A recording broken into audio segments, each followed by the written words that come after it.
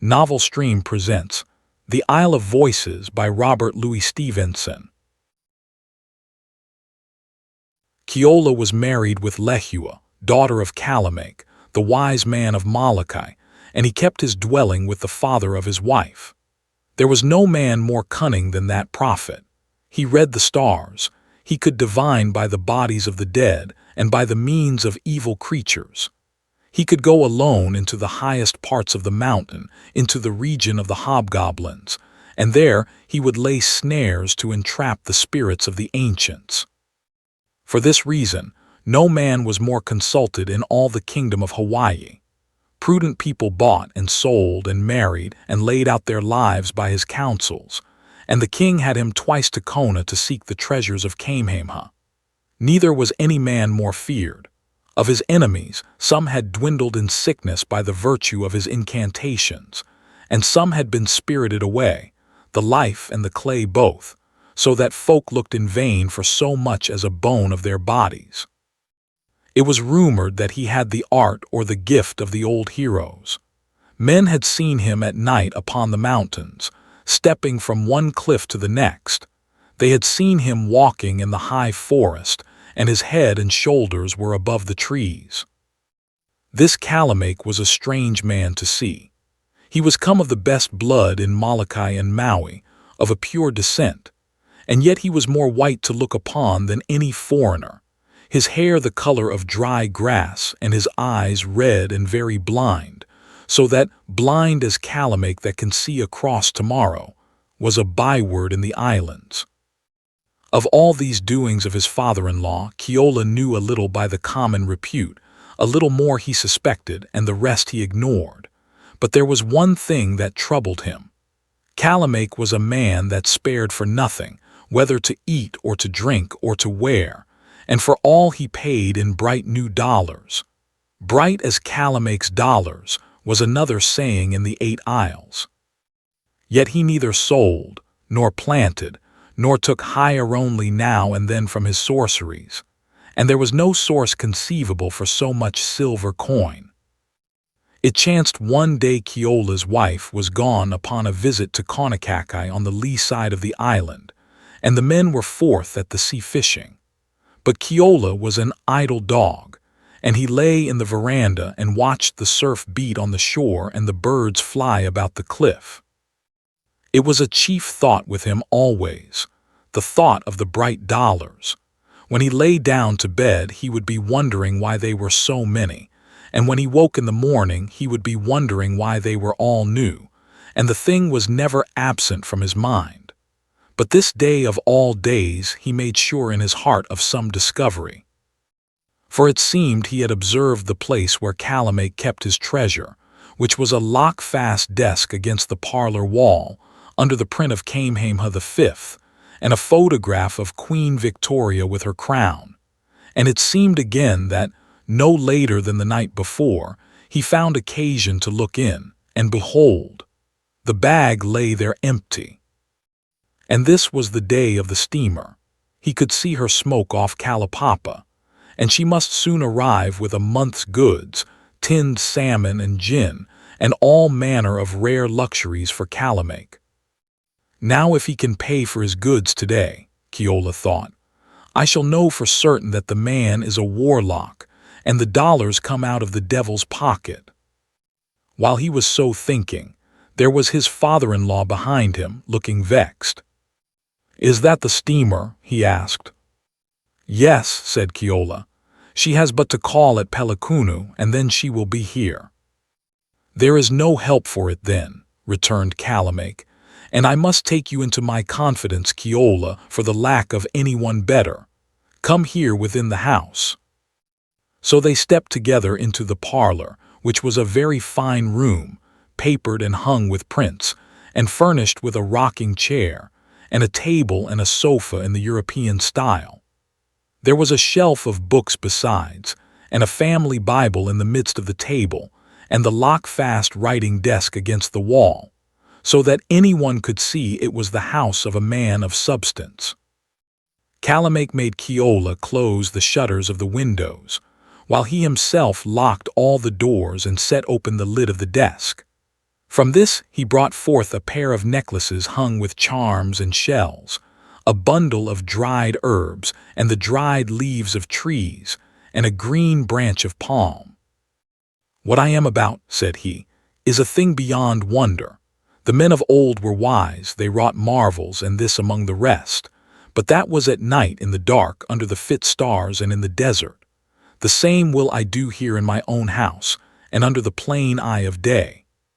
So saying, he put the Bible under the cushion of the sofa so that it was all covered, brought out from the same place a mat of a wonderfully fine texture, and heaped the herbs and leaves on sand in a tin pan. And then he and Keola put on the necklaces, and took their stand upon the opposite corners of the mat. "The time comes," said the warlock, "be not afraid." With that he set flame to the herbs, and began to mutter and wave the branch of palm. At first the light was dim because of the closed shutters, but the herbs caught strongly afire, and the flames beat upon Keola, and the room glowed with the burning. And next the smoke rose and made his head swim and his eyes darken, and the sound of Calamake muttering ran in his ears. And suddenly, to the mat on which they were standing came a snatch or twitch that seemed to be more swift than lightning. In the same wink the room was gone, and the house, the breath all beaten from Keola's body. Volumes of sun rolled upon his eyes and head, and he found himself transported to a beach of the sea, under a strong sun, with a great surf roaring. He and the warlock standing there on the same mat, speechless, gasping and grasping at one another, and passing their hands before their eyes. "What was this?" cried Keola, who came to himself first, because he was the younger. The pang of it was like death. "It matters not," panted Calamake. "It is now done." "And in the name of God, where are we?" cried Keola. "That is not the question," replied the sorcerer. "Being here, we have matter in our hands, and that we must attend to. Go, while I recover my breath, into the borders of the wood, and bring me the leaves of such and such a herb and such a tree, which you will find to grow there plentifully 3 handfuls of each. And be speedy. We must be home again before the steamer comes. It would seem strange if we had disappeared." And he sat on the sand and panted. Keola went up the beach, which was of shining sand and coral, strewn with singular shells, and he thought in his heart, "How do I not know this beach? I will come here again and gather shells." In front of him was a line of palms against the sky, not like the palms of the 8 islands, but tall and fresh and beautiful, and hanging out withered fans like gold among the green, and he thought in his heart, "It is strange I should not have found this grove. I will come here again when it is warm to sleep." And he thought, "How warm it has grown suddenly," for it was winter in Hawaii and the day had been chill. And he thought also, "Where are the gray mountains? And where is the high cliff with the hanging forest and the wheeling birds?" And the more he considered, the less he might conceive in what quarter of the islands he was fallen. In the border of the grove, where it met the beach, the herb was growing, but the tree further back. Now, as Keola went toward the tree, he was aware of a young woman who had nothing on her body but a belt of leaves. "Well," thought Keola, "they are not very particular about their dress in this part of the country." And he paused, supposing she would observe him and escape, and seeing that she still looked before her, stood and hummed aloud. Up she leaped at the sound. Her face was ashen, she looked this way and that, and her mouth gaped with the terror of her soul. But it was a strange thing that her eyes did not rest upon Keola. "Good day," said he. "You need not be so frightened, I will not eat you." And he had scarce opened his mouth before the young woman fled into the bush. "These are strange manners," thought Keola, and not thinking what he did, ran after her. As she ran, the girl kept crying in some speech that was not practiced in Hawaii, yet some of the words were the same, and he knew she kept calling and warning others. And presently he saw more people running, men, women, and children, one with another, all running and crying like people at a fire. And with that he began to grow afraid himself, and returned to Calamache bringing the leaves. Him he told what he had seen. "You must pay no heed," said Calamache. "All this is like a dream and shadows. All will disappear and be forgotten." "It seemed none saw me," said Keola. "And none did," replied the sorcerer. "We walk here in the broad sun invisible by reason of these charms, yet they hear us, and therefore it is well to speak softly as I do." With that he made a circle round the mat with stones, and in the midst he set the leaves. "It will be your part," said he, "to keep the leaves alight and feed the fire slowly.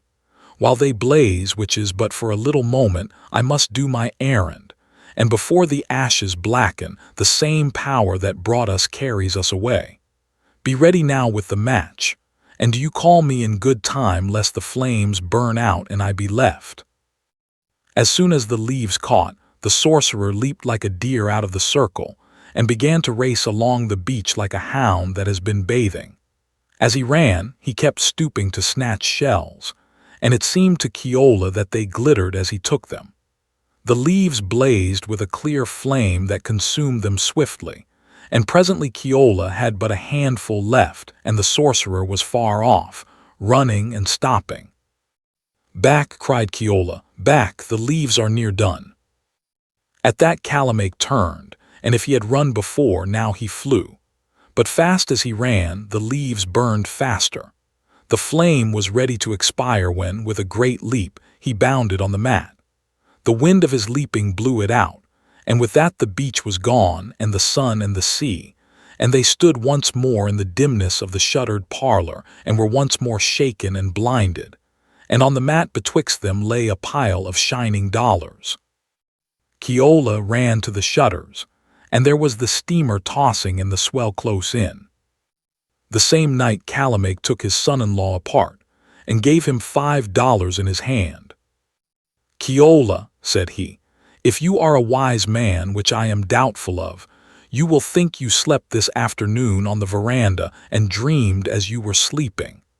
I am a man of few words, and I have for my helpers people of short memories."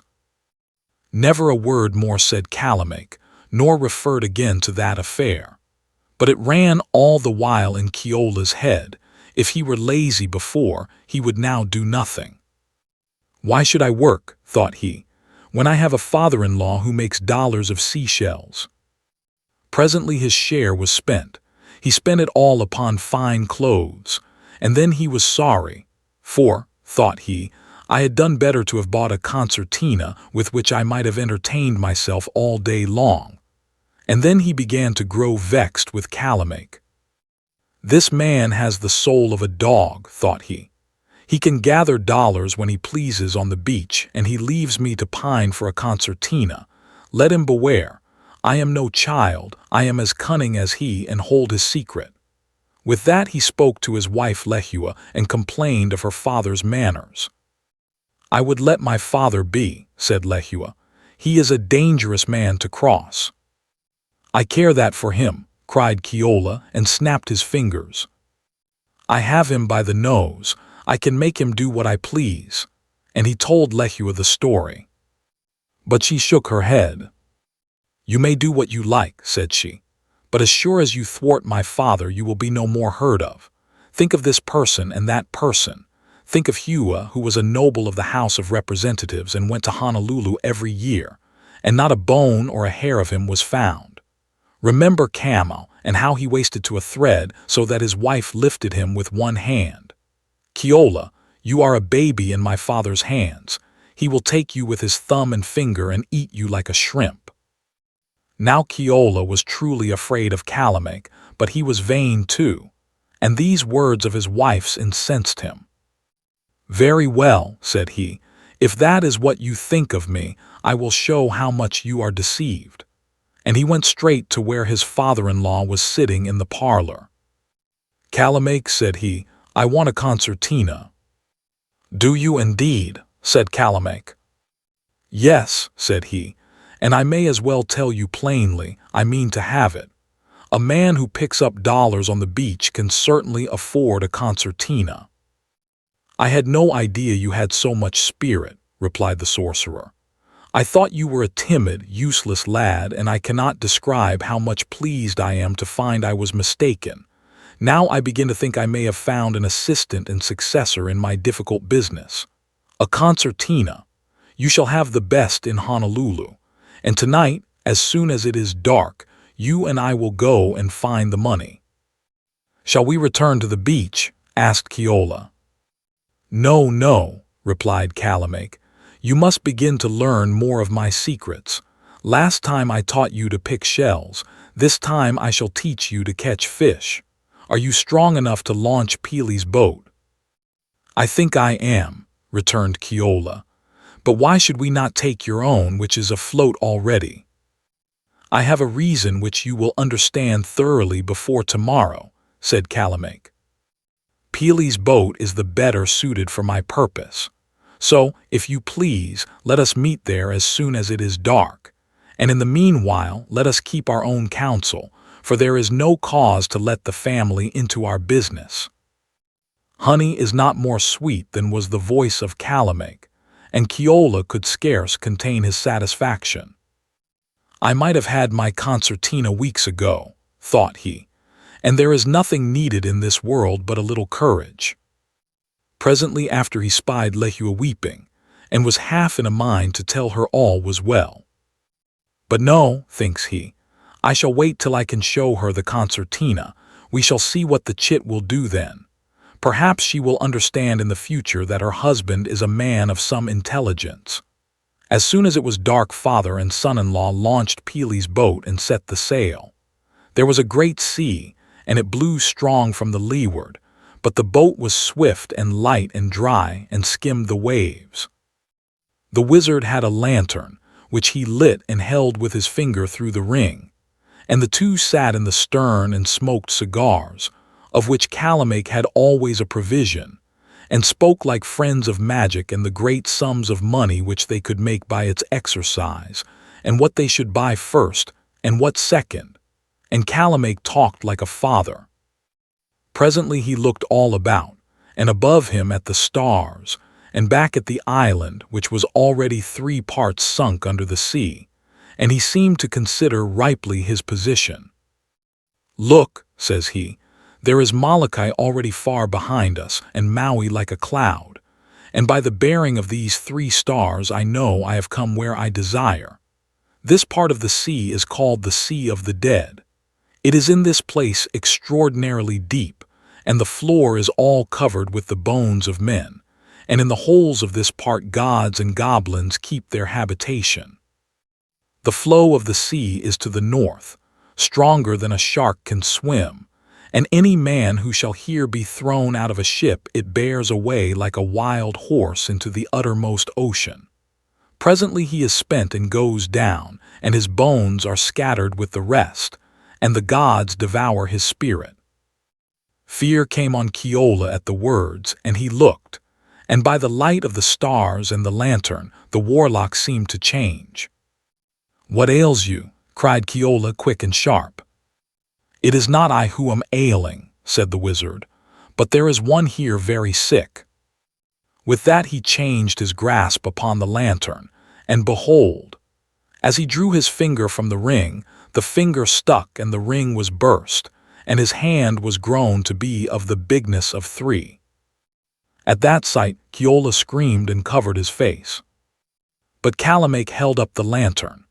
"Look rather at my face," said he, and his head was huge as a barrel, and still he grew and grew as a cloud grows on a mountain, and Keola sat before him screaming, and the boat raced on the great seas. "And now," said the wizard, "what do you think about that concertina? And are you sure you would not rather have a flute?" "No," says he. "That is well, for I do not like my family to be changeable of purpose. But I begin to think I had better get out of this paltry boat, for my bulk swells to a very unusual degree, and if we are not the more careful, she will presently be swamped." With that he threw his legs over the side. Even as he did so, the greatness of the man grew 30-fold and 40-fold as swift as sight or thinking, so that he stood in the deep seas to the armpits, and his head and shoulders rose like a high isle, and the swell beat and burst upon his bosom, as it beats and breaks against a cliff.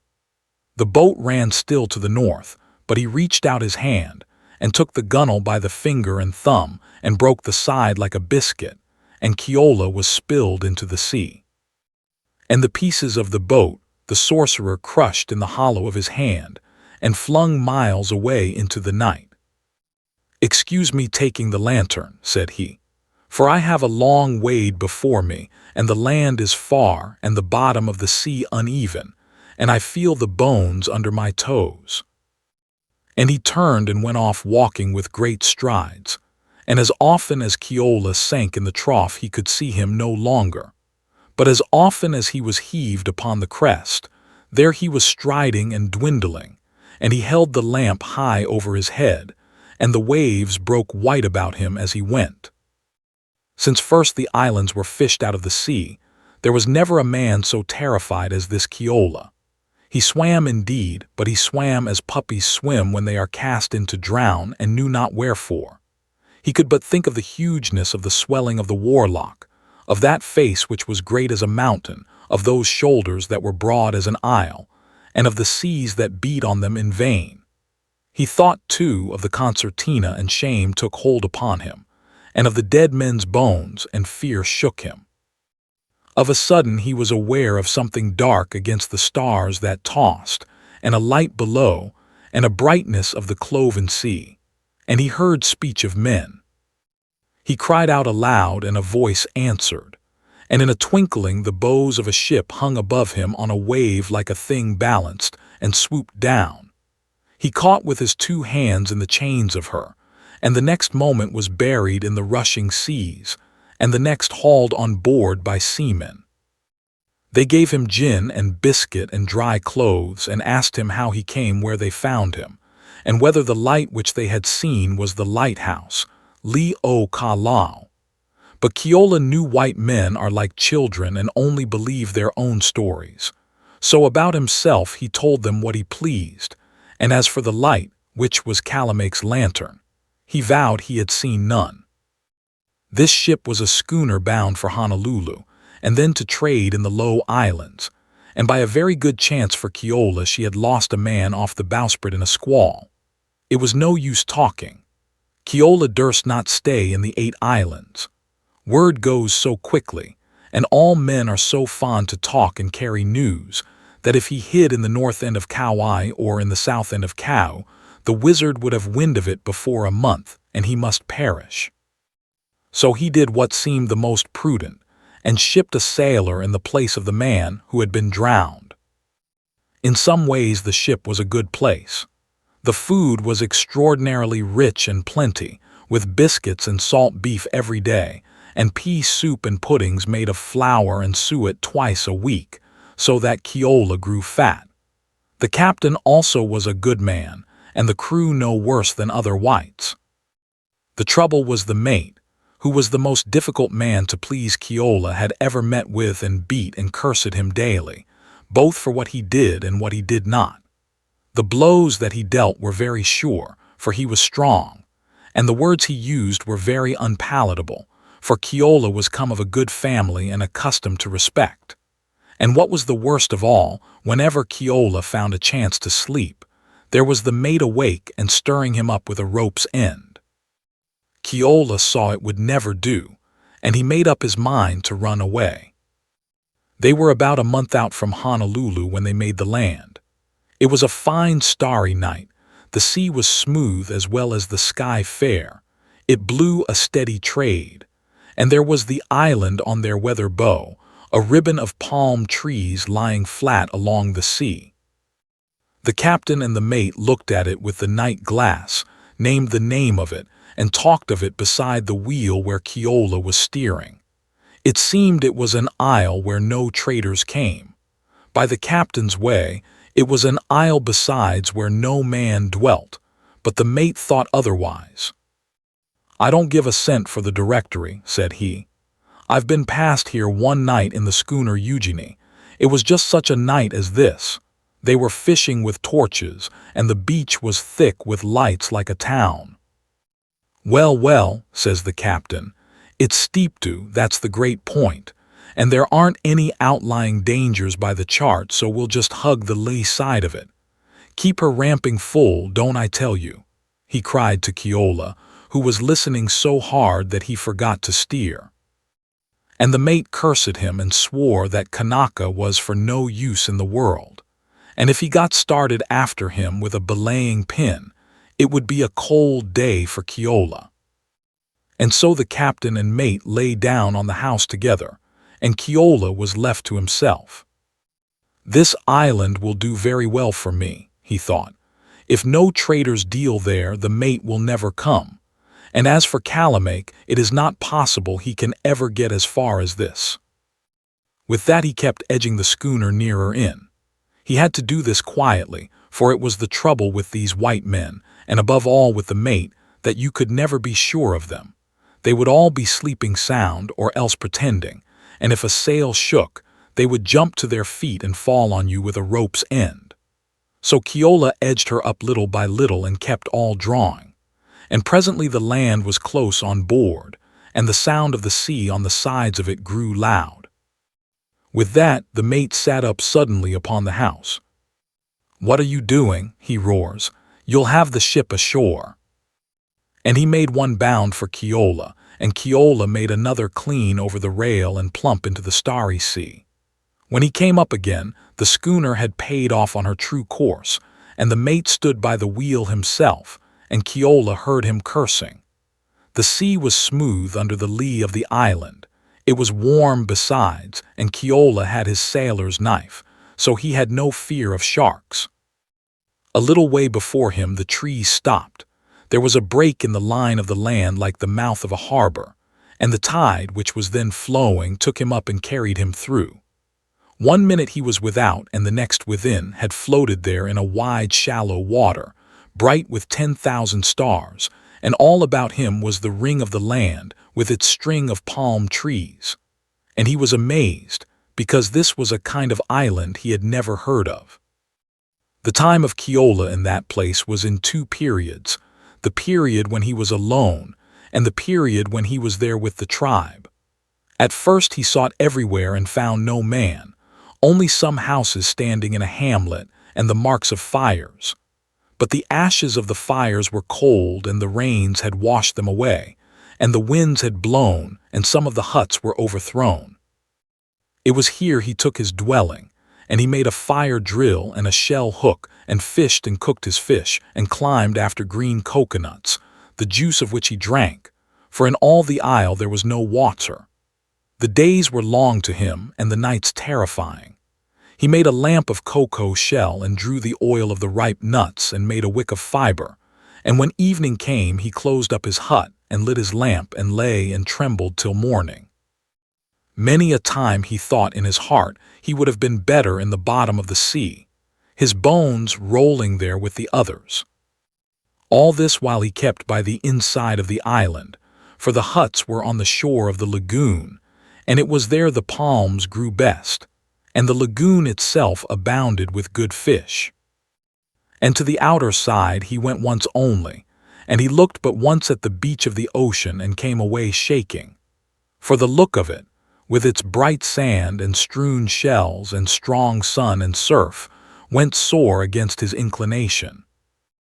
"It cannot be," he thought, "and yet it is very like. And how do I know? These white men, although they pretend to know where they are sailing, must take their chance like other people, so that after all we may have sailed in a circle, and I may be quite near to Molokai, and this may be the very beach where my father-in-law gathers his dollars." So after that he was prudent, and kept to the land side. It was perhaps a month later when the people of the place arrived, the fill of 6 great boats. They were a fine race of men, and spoke a tongue that sounded very different from the tongue of Hawaii, but so many of the words were the same that it was not difficult to understand. The men besides were very courteous, and the women very towardly, and they made Keola welcome and built him a house and gave him a wife, and what surprised him the most, he was never sent to work with the young men. And now Keola had 3 periods, First he had a period of being very sad, and then he had a period when he was pretty merry. Last of all came the third, when he was the most terrified man in the 4 oceans. The cause of the first period was the girl he had to wife. He was in doubt about the island, and he might have been in doubt about the speech, of which he had heard so little when he came there with the wizard on the mat. But about his wife there was no mistake conceivable, for she was the same girl that ran from him crying in the wood. So he had sailed all this way, and might as well have stayed in Molokai, and had left home and wife and all his friends for no other cause but to escape his enemy, and the place he had come to was that wizard's hunting ground, and the place where he walked invisible. It was at this period when he kept the most close to the lagoon side, and as far as he dared, abode in the cover of his hut. The cause of the second period was talk he heard from his wife and the chief islanders. Keola himself said little. He was never so sure of his new friends, for he judged they were too civil to be wholesome, and since he had grown better acquainted with his father-in-law, the man had grown more cautious. So he told them nothing of himself, but only his name and descent, and that he came from the 8 islands and what fine islands they were, and about the king's palace in Honolulu, and how he was a chief friend of the king and the missionaries. But he put many questions and learned much. The island where he was called the Isle of Voices. It belonged to the tribe, but they made their home upon another, 3 hours' sail to the southward. There they lived and had their permanent houses, and it was a rich island where were eggs and chickens and pigs, and ships came trading with rum and tobacco. It was there the schooner had gone after Keola deserted. There, too, the mate had died, like the fool of a white man as he was. It seems when the ship came, it was the beginning of the sickly season in that isle, when the fish of the lagoon are poisonous, and all who eat of them swell up and die. The mate was told of it. He saw the boats preparing, because in that season the people leave that island and sail to the Isle of Voices. But he was a fool of a white man, who would believe no stories but his own, and he caught one of these fish, cooked it and ate it and swelled up and died, which was good news to Keola. As for the Isle of Voices, it lay solitary the most part of the year. Only now and then a boat's crew came for copra, and in the bad season, when the fish at the main isle were poisonous, the tribe dwelt there in a body. It had its name from a marvel, for it seemed the seaside of it was all beset with invisible devils. Day and night you heard them talking one with another in strange tongues. Day and night little fires blazed up and were extinguished on the beach, and what was the cause of these doings no man might conceive. Keola asked them if it were the same in their own island where they stayed, and they told him no, not there, nor yet in any other of some 100 isles that lay all about them in that sea, but it was a thing peculiar to the Isle of Voices. They told him also that these fires and voices were ever on the seaside and in the seaward fringes of the wood, and a man might dwell by the lagoon 2,000 years, if he could live so long, and never be any way troubled. And even on the seaside the devils did no harm if let alone. Only once a chief had cast a spear at one of the voices, and the same night he fell out of a coconut palm and was killed. Keola thought a good bit with himself. He saw he would be all right when the tribe returned to the main island, and right enough where he was if he kept by the lagoon, yet he had a mind to make things righter if he could. So he told the high chief he had once been in an isle that was pestered the same way, and the folk had found a means to cure that trouble. There was a tree growing in the bush there, says he, and it seems these devils came to get the leaves of it. So the people of the isle cut down the tree wherever it was found, and the devils came no more. They asked what kind of a tree this was, and he showed them the tree of which Kalamake burned the leaves. They found it hard to believe, yet the idea tickled them. Night after night the old men debated it in their councils, but the high chief, though he was a brave man, was afraid of the matter, and reminded them daily of the chief who cast a spear against the voices and was killed, and the thought of that brought all to a stand again. Though he could not yet bring about the destruction of the trees, Keola was well enough pleased, and began to look about him and take pleasure in his days. And among other things, he was the kinder to his wife, so that the girl began to love him greatly. One day he came to the hut, and she lay on the ground lamenting. "Why," said Keola, "what is wrong with you now?" She declared it was nothing. The same night she woke him. The lamp burned very low, but he saw by her face she was in sorrow. "Keola," she said, "put your ear to my mouth that I may whisper, for no one must hear us. 2 days before the boats begin to be got ready, go you to the seaside of the isle and lie in a thicket. We shall choose that place beforehand, you and I, and hide food, and every night I shall come near by their singing. So when a night comes and you do not hear me, you shall know we are clean gone out of the island, and you may come forth again in safety." The soul of Keola died within him. "What is this?" he cried. "I cannot live among devils. I will not be left behind upon this isle. I am dying to leave it." "You will never leave it alive, my poor Keola," said the girl. "For to tell you the truth, my people are eaters of men, but this they keep secret. And the reason they will kill you before we leave is because in our island ships come, and Donat Kimaran comes and talks for the French, and there is a white trader there in a house with a veranda and a catechist. Oh, that is a fine place indeed. The trader has barrels filled with flour, and a French warship once came in the lagoon and gave everybody wine and biscuit. Ah, my poor Keola, I wish I could take you there, for great is my love to you, and it is the finest place in the seas except Papeete." So now Keola was the most terrified man in the 4 oceans. He had heard tell of eaters of men in the South Islands, and the thing had always been a fear to him, and here it was knocking at his door. He had heard besides, by travelers, of their practices, and how when they are in a mind to eat a man, they cherish and fondle him like a mother with a favorite baby. And he saw this must be his own case, and that was why he had been housed and fed and wived and liberated from all work, and why the old men and the chiefs discoursed with him like a person of weight. So he lay on his bed and railed upon his destiny, and the flesh curdled on his bones. The next day the people of the tribe were very civil as their way was. They were elegant speakers, and they made beautiful poetry and jested at meals, so that a missionary must have died laughing. It was little enough Keola cared for their fine ways.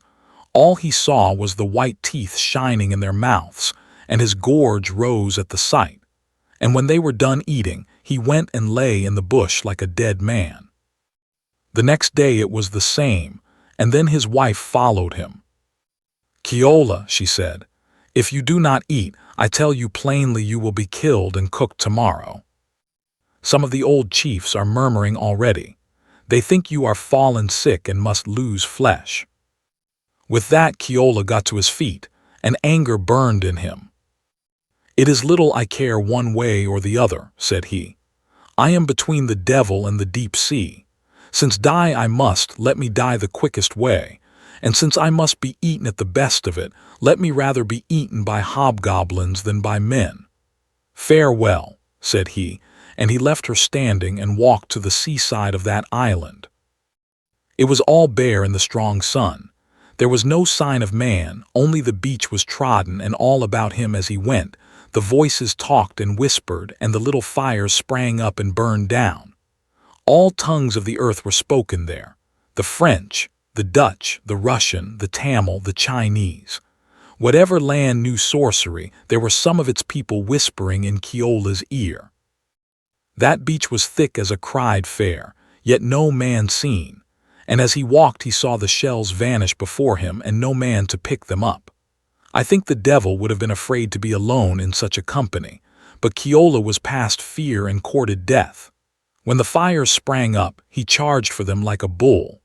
Bodiless voices called to and fro, Unseen hands poured sand upon the flames, and they were gone from the beach before he reached them.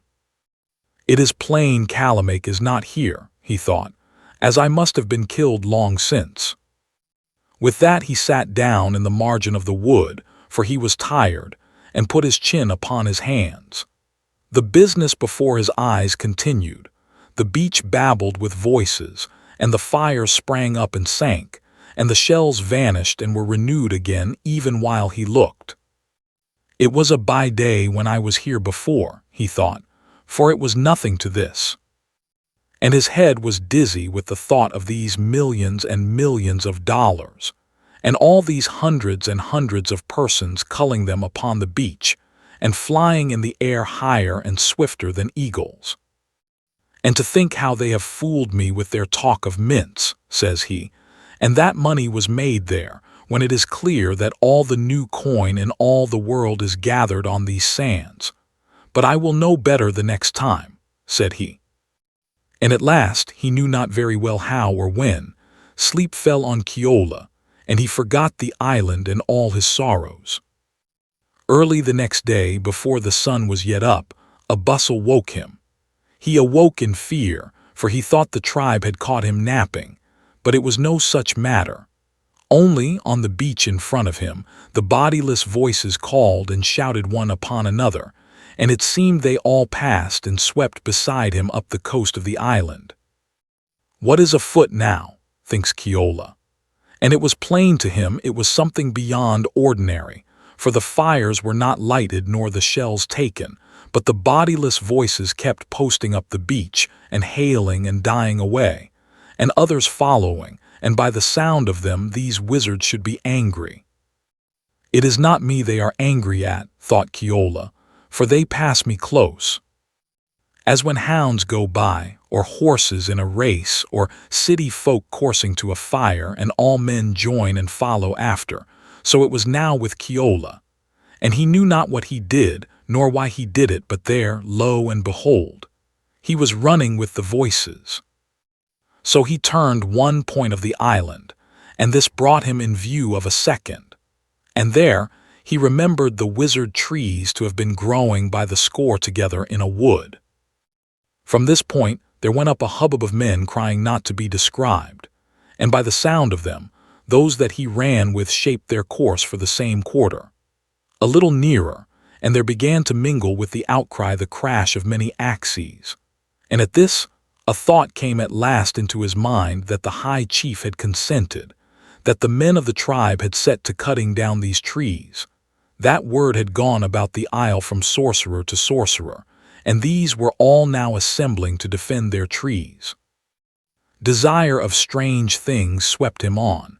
He posted with the voices, crossed the beach, and came into the borders of the wood and stood astonished. One tree had fallen, others were part hewed away. There was the tribe clustered. They were back to back, and bodies lay, and blood flowed among their feet. The hue of fear was on all their faces. Their voices went up to heaven shrill as a weasel's cry. Have you seen a child when he is all alone and has a wooden sword, and fights, leaping and hewing with the empty air? Even so the man-eaters huddled back to back, and heaved up their axes, and laid on, and screamed as they laid on, and behold, no man to contend with them. Only here and there Keola saw an axe swinging over against them without hands, and time and again a man of the tribe would fall before it, clove in twain or burst asunder, and his soul sped howling. For a while Keola looked upon this prodigy like one that dreams, and then fear took him by the midst as sharp as death, that he should behold such doings. Even in that same flash, the high chief of the clan espied him standing, and pointed and called out his name. Thereat the whole tribe saw him also, and their eyes flashed, and their teeth clashed. I am too long here, thought Keola, and ran farther out of the wood and down the beach, not caring whither. Keola, said a voice close by upon the empty sand. Lehua, is that you? He cried and gasped and looked in vain for her, but by the eyesight he was stark alone. I saw you pass before, the voice answered, but you would not hear me. Quick, get the leaves and the herbs and let us free." "You are there with the mat?" he asked. "Here at your side," said she, and he felt her arms about him. "Quick, the leaves and the herbs, before my father can get back." So Keola ran for his life and fetched the wizard fuel, and Lehua guided him back and set his feet upon the mat and made the fire. All the time of its burning, the sound of the battle towered out of the wood, the wizards and the man-eaters hard at fight, the wizards, the viewless ones, roaring out aloud like bulls upon a mountain, and the men of the tribe replying shrill and savage out of the terror of their souls. And all the time of the burning, Keola stood there and listened and shook, and watched how the unseen hands of Lehua poured the leaves. She poured them fast, and the flame burned high and scorched Keola's hands, and she speeded and blew the burning with her breath. The last leaf was eaten, the flame fell, and the shock followed, and there were Keola and Lehua in the room at home. Now, when Keola could see his wife at last, he was mighty pleased, and he was mighty pleased to be home again in Molokai, and sit down beside a bowl of poi, for they make no poi on board ships, and there was none in the Isle of Voices, and he was out of the body with pleasure to be clean escaped out of the hands of the eaters of men. But there was another matter not so clear, and Lehua and Keola talked of it all night and were troubled. There was Kalamake left upon the isle. If by the blessing of God he could but stick there, all were well, but should he escape and return to Molokai, it would be an ill day for his daughter and her husband. They spoke of his gift of swelling, and whether he could wade that distance in the seas. But Keola knew by this time where that island was, and that is to say, in the low or dangerous archipelago. So they fetched the atlas and looked upon the distance in the map, and by what they could make of it, it seemed a far way for an old gentleman to walk. Still, it would not do to make too sure of a warlock like Kalamake, and they determined at last to take counsel of a white missionary. So the first one that came by Keola told him everything, and the missionary was very sharp on him for taking the second wife in the low island, but for all the rest, he vowed he could make neither head nor tail of it. "However," says he, "if you think this money of your father's ill-gotten, my advice to you would be to give some of it to the lepers and some to the missionary fund. And as for this extraordinary rigmarole, you cannot do better than keep it to yourselves." But he warned the police at Honolulu that, by all he could make out, Kalamake and Keola had been coining false money, and it would not be amiss to watch them. Keola and Lehua took his advice and gave many dollars to the lepers and the fund. And no doubt the advice must have been good, for from that day to this, Kalamake has never more been heard of. But whether he was slain in the battle by the trees, or whether he is still kicking his heels upon the Isle of Voices, who shall say? Thank you for listening.